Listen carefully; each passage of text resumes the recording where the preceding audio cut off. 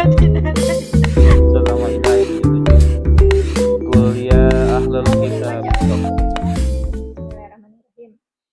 Qul ya ahlal kitab la taghlu fi dinikum ghairal haqqi wa la tattabi'u ahwa'a qaumi qad dallu min qablu wa adallu katsiran wa dallu an sawa'is sabil.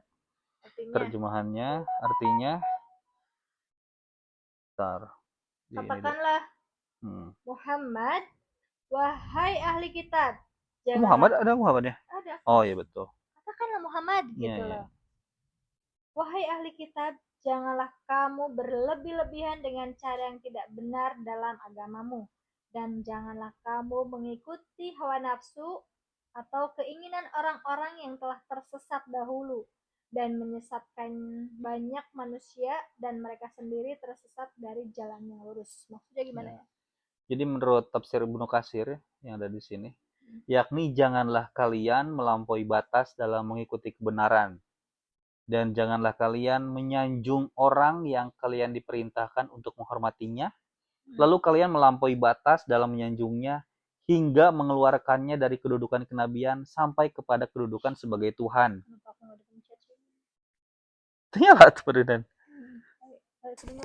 Kenabian. Berarti mana? Sebagai Tuhan. Yaitu seperti yang kalian lakukan terhadap Al-Masih. Padahal dia adalah salah seorang dari nabi-nabi Allah. Tetapi kalian menjadikannya sebagai Tuhan selain Allah. Hal ini tidak kalian lakukan melainkan hanya semata-mata kalian mengikuti guru-guru kalian, yaitu guru-guru sesat yang merupakan para pendahulu kalian dari kalangan orang-orang yang tersesat di masa lalu. Kalau ditarik ke zaman sekarang kayak yang Habib-Habib gitu. Betul, kalau ditarik ke zaman sekarang seperti yang lagi rame masalah Walid. Ya benar-benar itu film Walid. Masalah film Walid.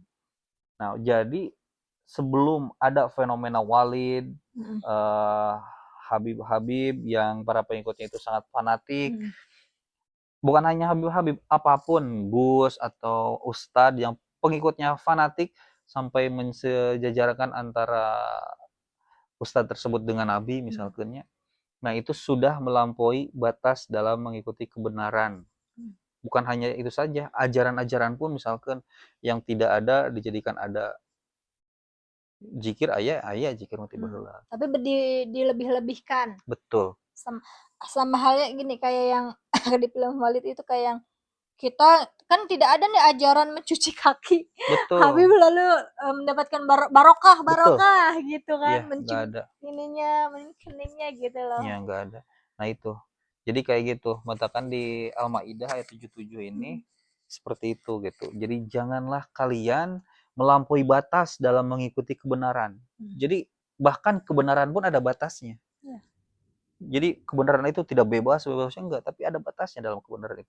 Dan janganlah kalian menyanjung orang yang kalian diperintahkan untuk menghormatinya. Jadi kalau diperintahkan untuk menghormati, ya udah hormati aja, jadi tidak usah menyanjung berlebihan. Lalu kalian melampaui batas dalam menyanjungnya hingga mengeluarkannya dari kedudukan kenabian sampai kepada kedudukan sebagai Tuhan, yaitu seperti yang kalian lakukan terhadap Al-Masih. Ini kayak film bid'ah banget. Ya, emang. Jadi kayaknya terinspirasi dari ini juga bid'ah. mungkin. Betul. Nah, lanjut.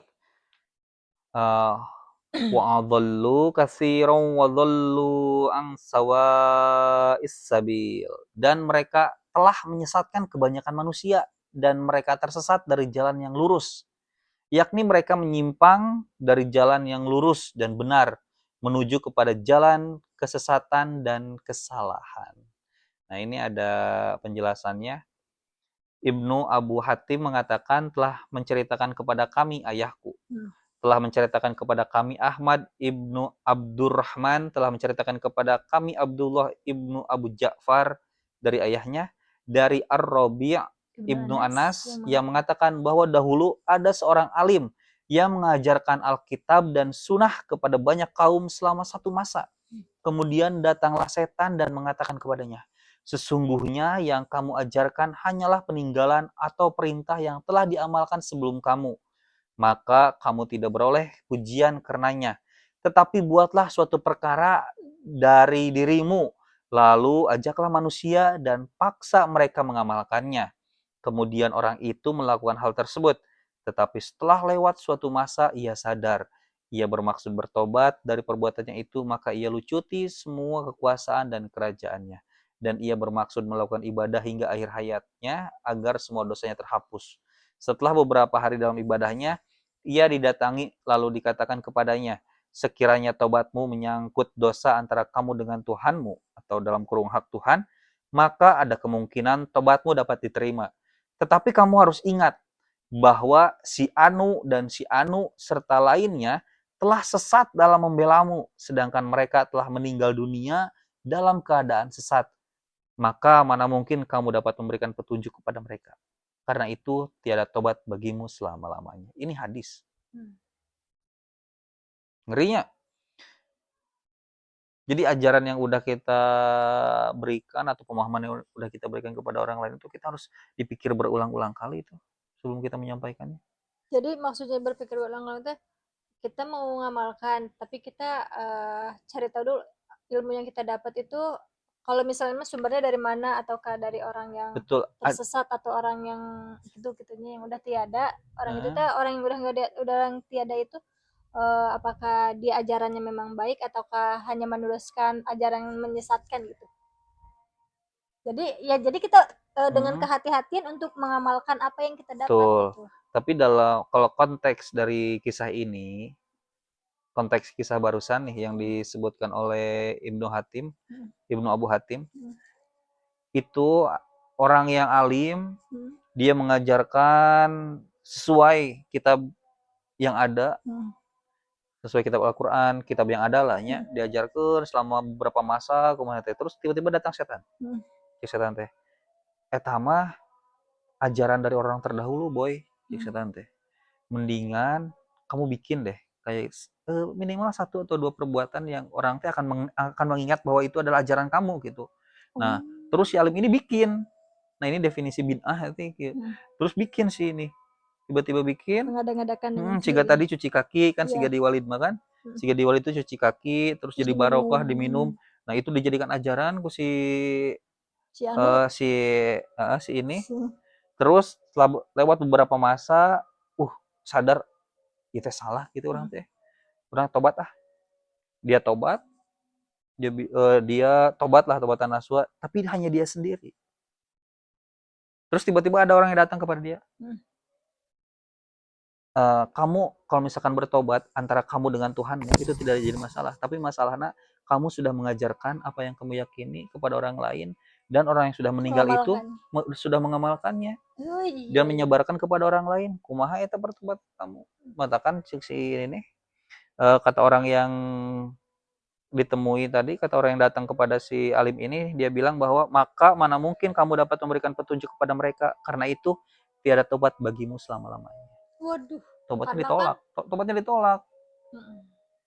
Ngerinya. Karena kan sudah mengamalkannya ya, orang yang itu sudah mengamalkan tuh. Betul. Betul, mengerikan, sangat mengerikan. Makanya kita itu jangan menambah-nambahi aja udah. Jangan menambah-nambahi, mengurang-urangi. Ya, jangan menambah-nambahi, jangan mengurangi. Betul. Kalau misalnya itu ada ajarannya, ada sumber yang jelas, ada dalilnya, ya udah kita ikutin. Itu jelas itu. Kayak gitu. Gitu udah. Gitu Muran. Udah Isa. Udah Isa. Ya, itu satu ayat dari surat Al-Maidah. Yang kebetulan 71. Yang kebetulan Al-Maidah ayat 77. 77. Yang kebetulan Hanca Dinda kan?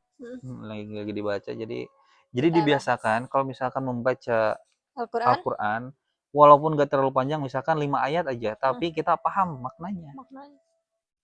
Paham artinya. Jadi kalau misalkan Dinda baca Al-Quran, artinya kalau bisa mah ada tafsirnya. Jadi ketika Dinda baca arti, sudah ada tafsirnya. Oh, tafsir orang dulu itu mengartikannya seperti ini. Bisa korelasi tidak dengan zaman sekarang, kayak gitu. Dikorelasikan dengan zaman sekarang. kayak gitu. Kebetulan ya 77 sama banget kan. Kayak gitu. Ya, ini tandanya aku mana ya? Sadaqallahul azim. Sadaqallahul azim. 100 tadi kan? Enggak, eta petunjuk. Jatuh kali. Oh iya.